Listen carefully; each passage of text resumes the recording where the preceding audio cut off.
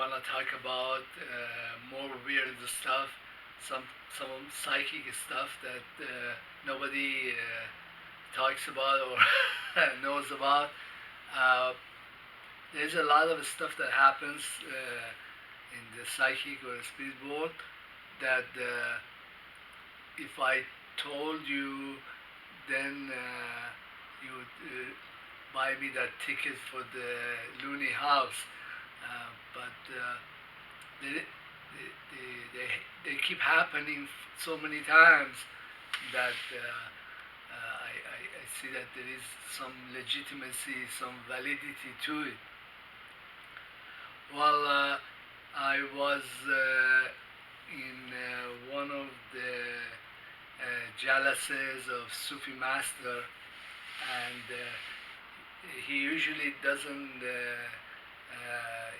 grant questions in the jalasa, in the meeting. Anyhow, it was a rare occasion. I said anybody would want to ask a question, and I was the only one. I asked him, how Jesus could levitate,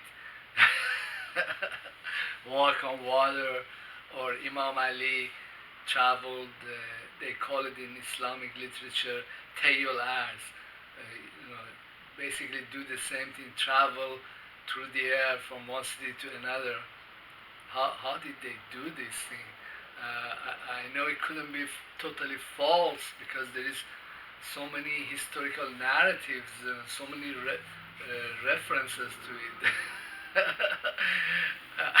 I'm talking about levitation, but anyhow, then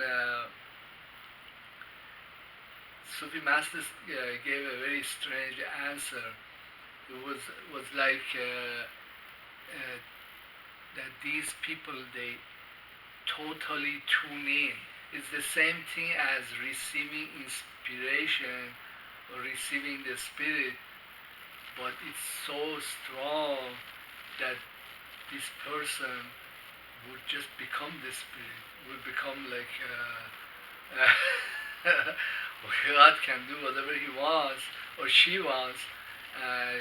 She can turn the water into wine. Imam Ali had done so many miracles himself. A lot of Muslims, they don't know about it because he did not want it publicized. One of them was levitation, but he had a lot of gifts of healing, and I was listening to this very obscure website that talked about Imam Ali and his life. And this is one of the stories that he he and some companions or friends were stranded in a desert, and they were looking to find a well or water somewhere. And Imam Ali looked around. After a little while, he found a kind of a place and asked his friends to dig up in that place. So they kind of cleaned up the dirt, and they saw that it was a huge stone. And he told them, just clean around this stone, or you'll see in a minute. So they cleaned up after under the stone, and then nobody could move this stone. But Imam Ali went around the stone, found the corner of it, and pushed slightly on it. The stone lifted, and underneath there was like a spring water, very very sweet, very delightful, kind of cool. But I wonder sometimes, how is it that I make psychic predictions? It just comes to me, and then it comes true too. Like, how did this happen? Well, some psychics, they say that the psychics, they read an akashic record, which is like something that's written by the universe, and you just tune in to that. Again, the same concept of tuning in. But I think that many psychic predictions that are made, or that I recognize that other psychics have made, they're not really psychic predictions. It's like the universe made a movie. This movie was the history of humanity, how it will happen. And you know, some guy, some psychic has a way of tuning in and jumping from one slide in the movie to other slides in the movie. I mean, it's pretty bizarre how many psychics have predicted that there will be World War III, and it will start in Iran, and it will spread all over the world. Especially there will be a war between United States and China. It's like how all these people come up with the same scenario. But actually, on my psychic predictions for 2020, I asked my brother, well, my family, they're all psychic, and he told me that United States is going to get into a war with China, and well, he didn't want to even think about that. There will be a war in Persian Gulf, and then from there it will spread to everywhere in the world. But uh, Iranians, they don't want to think because they have been in war. They're not stupid like Americans. Americans, they have no conception because they have been so pampered in this little bubble that we have here. They can't imagine that, hey, a foreign country could be militarily and technologically much more advanced than us. They might kick our ass very badly. I guess you see this in some movies of fiction, some science fiction movies. I was watching this movie. It was about the afterlife, and the actor was saying that he was imagining different scenarios in his afterlife. It was like in the hereafter. But he was saying that, oh, my life in the real world, it ended when I saw that nuclear bomb explode on the beach. Like, like Americans, can they think that, hey, China and North Korea, they have nukes, and they might get frustrated one day and send one of their submarines and nuke our beloved New York. Can this ever happen? Well, the Iranians, they can think, hey, this can happen, but because Iranians, we are a real people and we have been in real wars, but well, the Americans. Well, then this brings out another discussion of, like, sometimes there is something that's wrong in the world, and I often pray, hey, how would this be resolved? How would there be? How would we ever get rid of CIA or United States out of our borders, out of Persian Gulf? So I pray, and I pray by tuning in and asking God, hey, do this. But then one can ask this question: where did this prayer itself came from? Couldn't this prayer itself, this question, it really have the answers in it? Just the fact that I'm asking God, God, let us Iranians get rid of United States from Persian Gulf, sink their ships, or let us help us get rid of CIA or kill their agents, you know, or dismantle them, or dismantle Israel. how did this question has the answer in it? Because there is this desire that has been building up, and then it's like you're watching a movie of the universe, or the movie that the universe made for humanity. In this part of the movie, there's this build up to this climax, and then it happens. Well, if I'm in one of the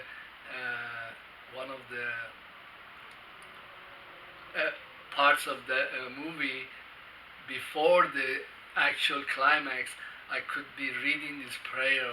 Let's, God, I wish these bad guys they got their asses kicked very hard, but it's not really a prayer. It's not really tuning in.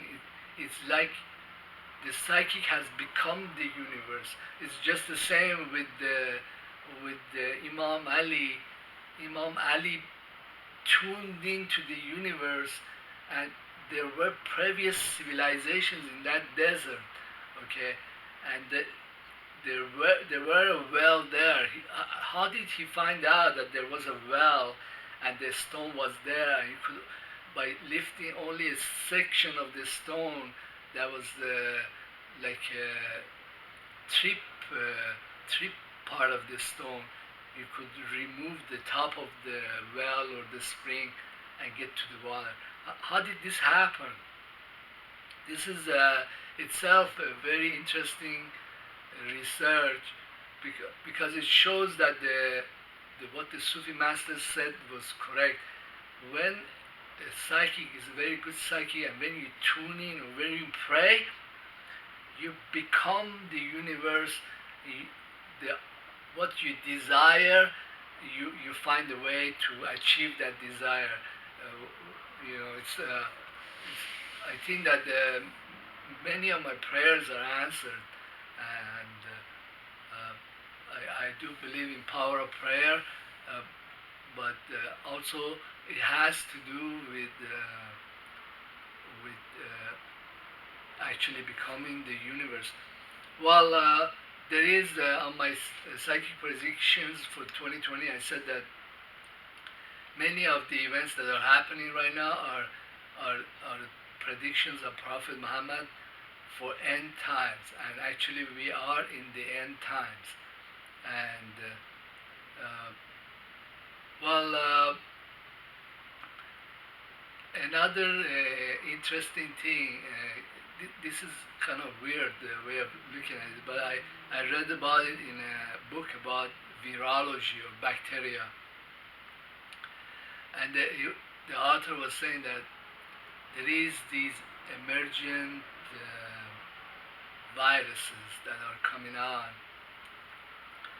and many of them they have been dormant for millenniums, for thousands of years. Like Ebola was dormant. Ebola was in a cave. There were some in the cave, and one French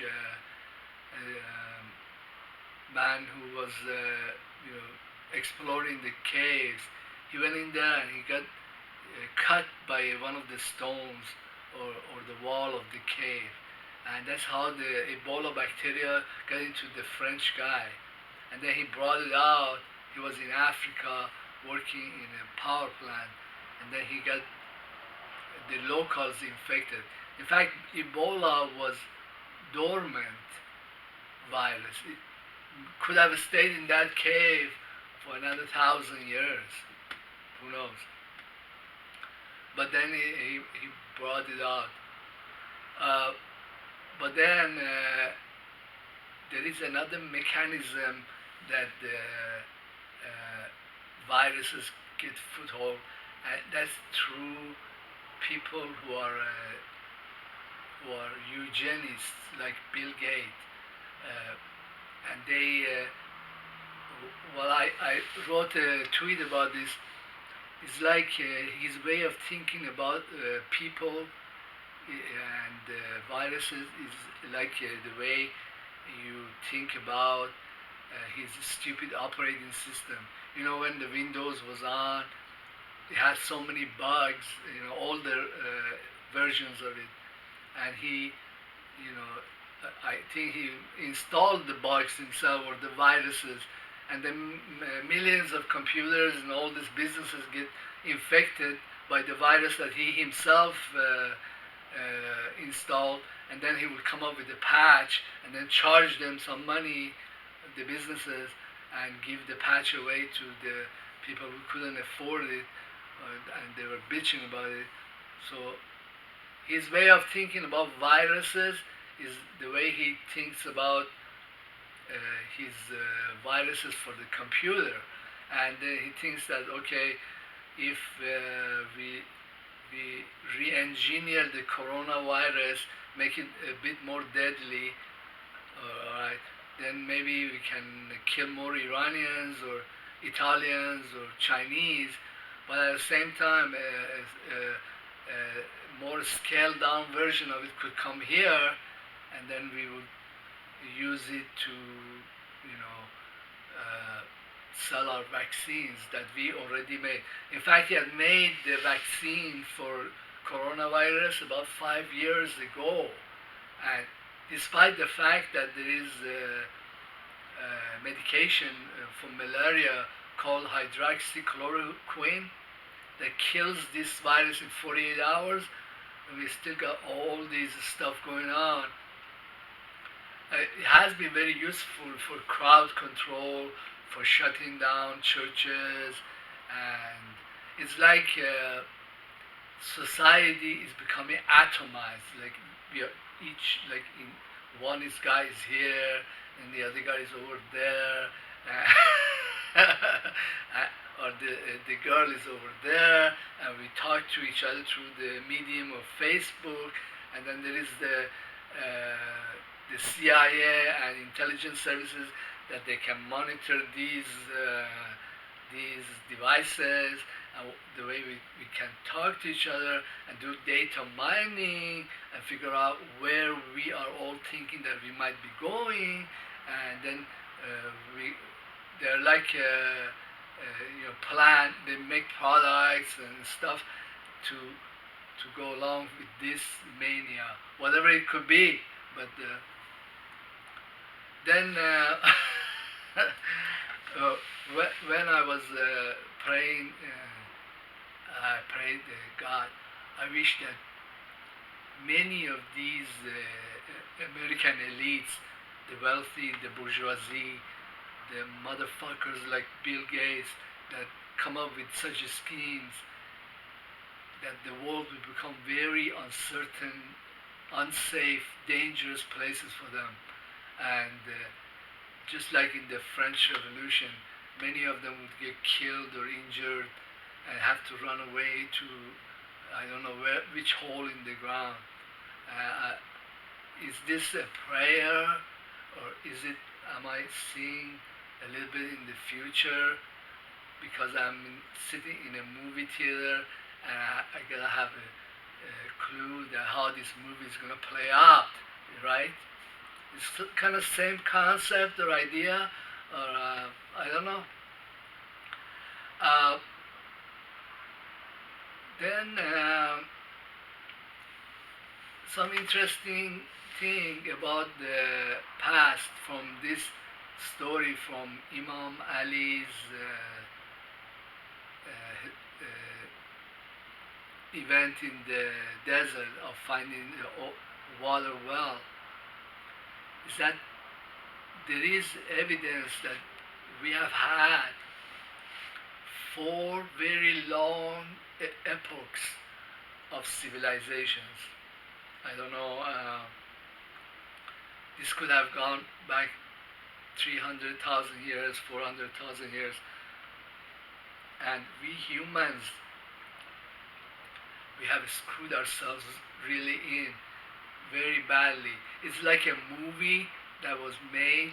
It's really a tragedy we walk through, and there is similarities between these endings. Like every movie that every epoch is about a total collapse of civilization, and then there is a long aftermath where we dig ourselves out, and then we come here.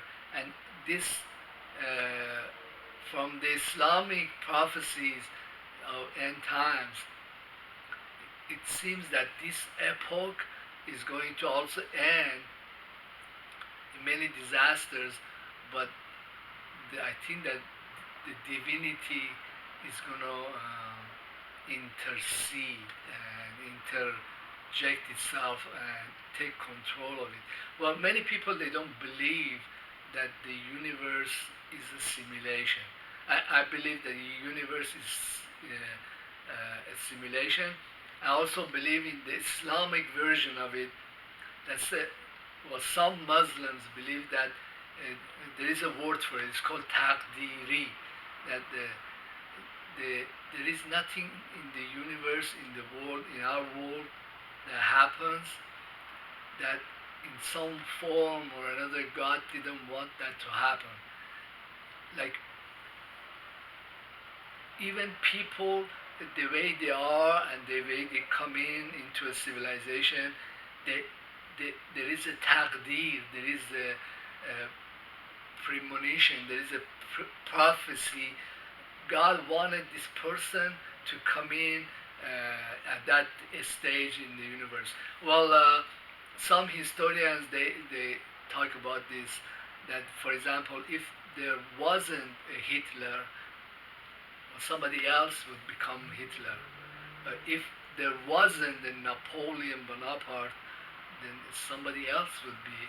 His name wouldn't be Napoleon Bonaparte, but he would have pretty much the same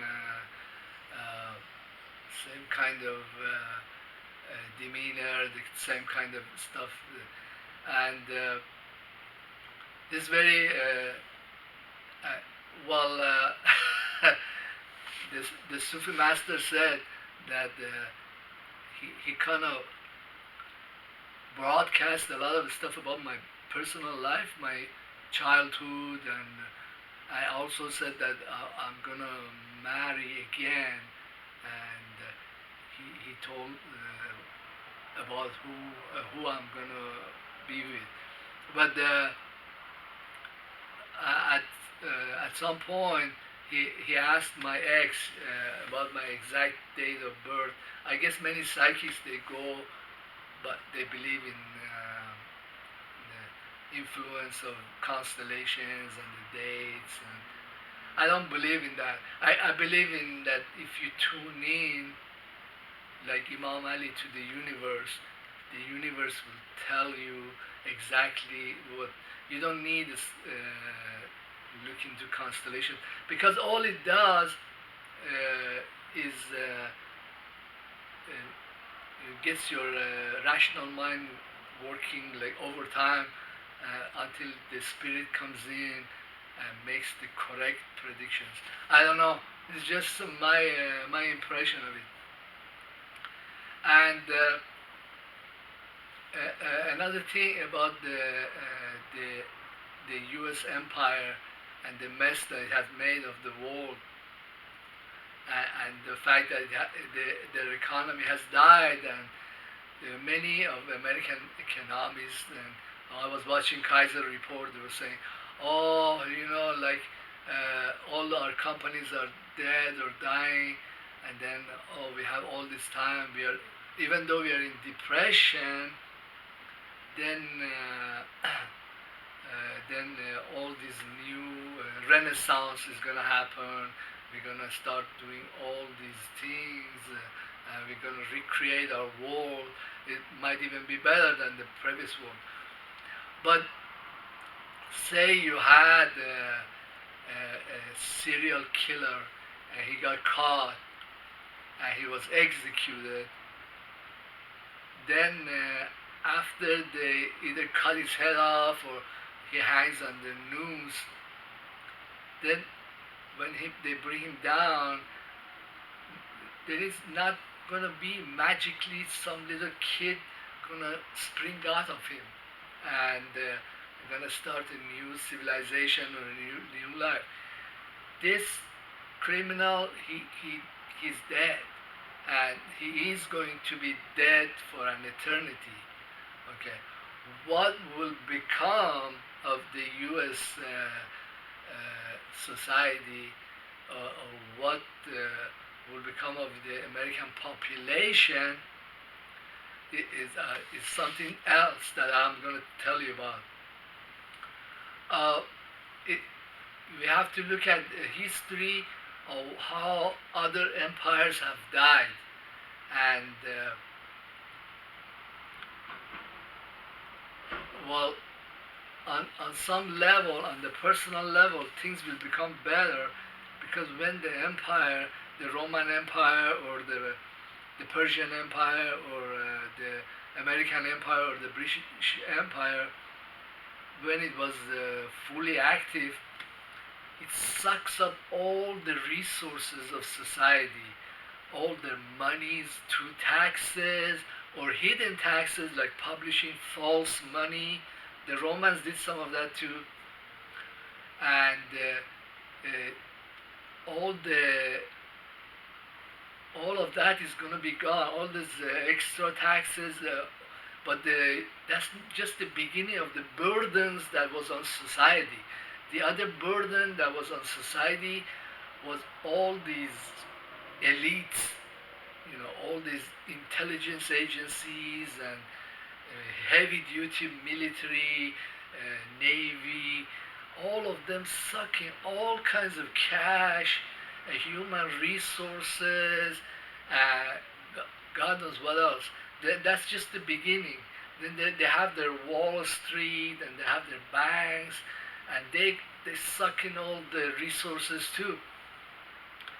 So what on top of that sits an elite uh, that that doesn't fear anything. They're so insulated and so into their own shed that when that this whole thing falls apart, then there is a collapse in confidence, and there is a period where these people are going to be grabbed and thrown into jail, or they're going to end up getting killed. Uh, I, I would compare what will happen in the United States to the French Revolution. I think that when that confidence collapses and the population realizes that these guys, they cannot give you anything, the monies, or the references or political power, whatever they have or they supposedly have, doesn't mean shit anymore. The there's going to be a lot of anger, and for a very long time they've been publishing money, and they've been buying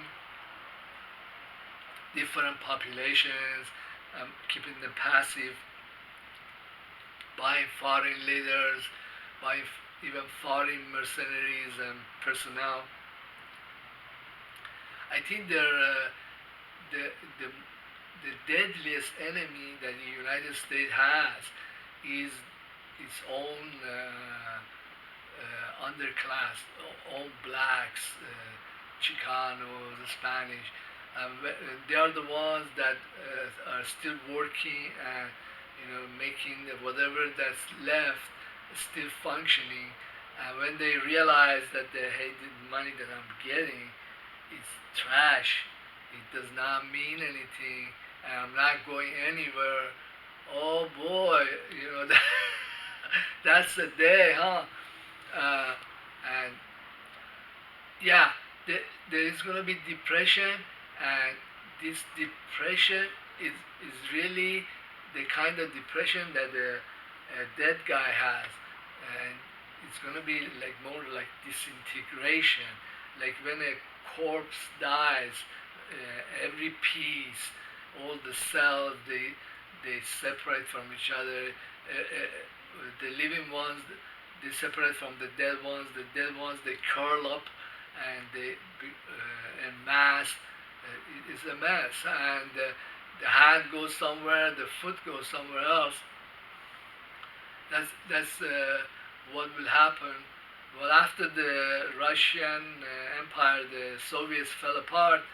Then all the states, they just each went their own way, and it's very sad because many of these populations have trusted these institutions, and it's like you raise a chicken in captivity, and the chicken has been fed all all her life. Somebody came and gave her water, and then you just take the chicken out and throw it into the wild. Well, this chicken is is gonna get eaten up, or it won't know how to feed itself. There are many animals once that were raised when they were from baby. The animal won't know where to get food. The instinct, it takes a while, and many people may not survive this transition of hey, you're responsible for those systems, those networks, the banks that publish these monies. They're dead. The money that they publish, it doesn't mean anything, and I think there might be a very violent period right after the days of terror, after French Revolution, and uh, God knows what's going to happen outside of United States. But I hope that they sink many of the ships that totally go around the world and harass everybody, and they kill off all their CIA agents and intelligence operatives. They totally suck, and when the money is no good, they cannot publish money and buy people off. Then foreign and internal enemies, they're gonna do a job on them. Uh, well, after the days of terror, uh, this society will become like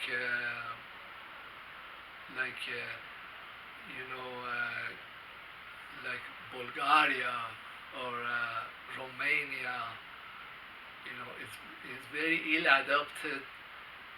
It was socialist, but it's not capitalist. There will be a period where a lot of criminal enterprises will spring up to satisfy the needs of whoever got more muscle, something like that. But I don't worry too much about it because I always hated this empire. My advice to many Iranians, I have videos about weekly events in Farsi. Is not to build any more empires. Sure, there are societies in Afghanistan or Azerbaijan or Armenia that they are very similar to us, and they were part of Iran. But is it worth it? Is it worth it to tax ourselves to death? Uh, but one good thing that might come out because of the decentralization, a lot of personal freedoms, a lot of wealth that an individual can control or something like that. Well, if you understand my videos, I think you're a pretty smart cookie. But please subscribe and leave comment. Don't be shy, and we'll talk about some of this stuff. I do a lot of research, and my ideas are very novel. You can't find these stuff in many places in the internet. Thank you very much.